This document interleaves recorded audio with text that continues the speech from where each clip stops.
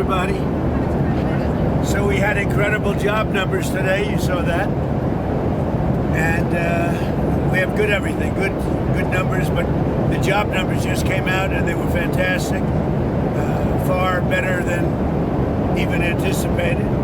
They anticipated pretty good, but they had no idea it was going to be that. And unfortunately, we're in a world where for the last 15 years or so, when you have good numbers, the market goes down. When you have bad numbers, the market goes up because too much emphasis is placed on inflation.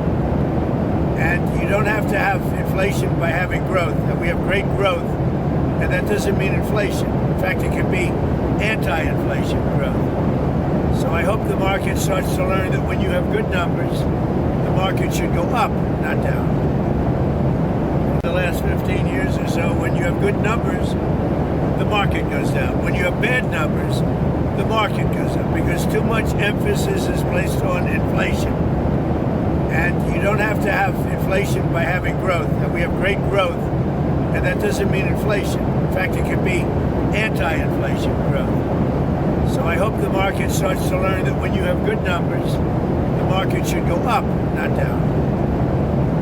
Well, I'm going to let Kevin make that decision. I'd like to see lower interest rates because each point, think of this, is $600 billion. Okay. So, You said yesterday, you're interviewing some candidates for the permanent director of national intelligence. Who's under consideration? I have 5 interviews, and we'll have a very good person watching things, Bill Pulte. But I have 5 interviews. So cutting rates, so just getting back to you save hundreds of millions of dollars when you take 1 point off. Hundreds of millions of dollars. 2 points, you save double hundreds of millions of dollars. And so I therefore, from that standpoint. But someday we're going to have to go back to the old theory. When we're doing so good, we have more auto plants being built than we've ever had. We have more plants being built than we've ever. All these numbers are good. But when the numbers are good, we should be allowed to grow, not to stymie the growth. And we had a Fed chair that didn't understand. Financial markets are now pricing in a cut actually for the October meeting. Well, I would like to see that, but I leave that up. Look, I have a very talented guy. I leave it up to Kevin. But I've always said, and I've said it for years, when you have a country that's doing well, the market should go up. The market should, and the reason they go down is if it's doing well, people say, "Oh, we have to stop inflation," and it doesn't mean inflation. In fact, it could be just the opposite. So if the height before the midterm elections mean that they were to heighten? Remember that we save $600 billion every point. Intel. So I made a deal on Intel. I made for the country $50 billion. We took a stake in Intel. It was given to us by our helping. I said, look, we'll help you, but you have to give us 10% of the company. That was Intel just 9 months ago. And as I think we made about $50 billion on that deal. Would you want to do it? I did a very good job. I should be a stockbroker. Mr. President, yes, sir. I'm going to change the subject if you don't mind. Did you get a chance to watch game? Gas and coal and everything else in any other country on the planet. And then when you add Venezuela to it, we have probably 64% of that type of energy. That's unbelievable. The Venezuela is working out very well. We're getting along incredibly. The country is happy. The people love the USA. And we have a lot of, the big oil companies are moving in there now as we speak. And we're going to be taking out millions of barrels of oil. Are U.S. oil majors doing enough to boost output in the U.S.? Are you asking them to do more? Sure. Well, we have everything we need. The world doesn't. But I will say, people thought it was going to be a lot worse. Today I looked at $96 a barrel. People thought that was going to be $300 a barrel. And in the meantime, we're having great success with Iran. They're not going to have a nuclear weapon.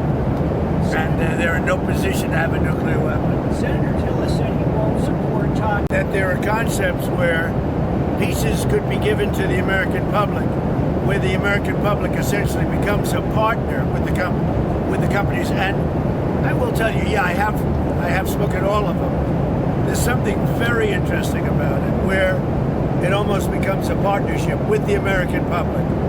And we'll look into that. We are looking. I actually have a meeting scheduled in the very very near future with, did you know that, with all of the companies, and we're talking about it, where the American people can benefit from the success of AI, and by doing that, they're going to like it better, because we're leading China, we're leading everybody in the world with AI, and we want to keep it that way. It's probably the biggest industry, maybe, that we've ever seen.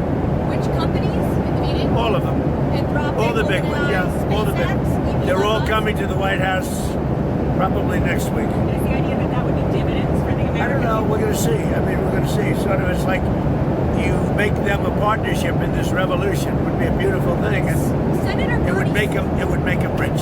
Senator Bernie Sanders proposed this 50% managed public-private partnership. Well, I've been talking about it for the last our country. A lot of oil is coming into the world that people don't even know about, and that's why it's at $97 a barrel instead of $300 a barrel.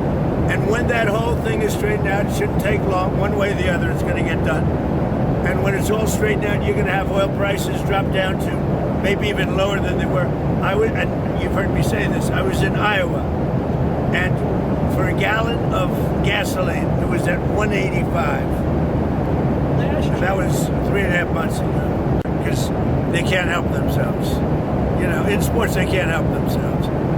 Football has a salary cap. Every major professional league except Major League Baseball in America. They should have done it a long time ago. I know so much about sports.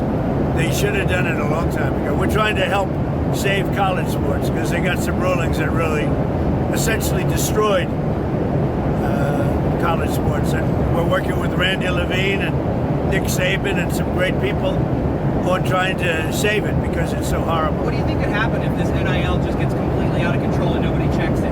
Well, I think what's going to happen, if you don't have what they're trying to do now, that's sort of a cap in a certain way.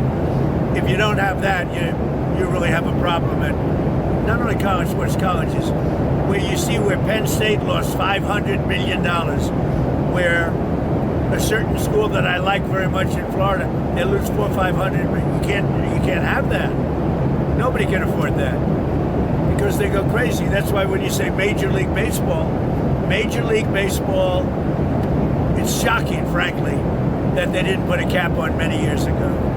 They had a chance to do a cap and they blew it. Sir, on Ukraine, now that Zelensky has proposed, It's a war that should have never happened, would have never happened if I was president. But I think that's going to get worked out. will Yeah. Secretary Rubio take a more active role, or are you expecting He'll be Solidarity? involved. I'll be involved. JD, everybody. We'll all be involved. We want to see it done. You know, we're not spending money. They're buying things from us, actually, at full price. With Biden, he gave them everything. He just gave them hundreds of billions of dollars of weapons and everything else. But it's a war that should have never happened, and it's a war that has to be.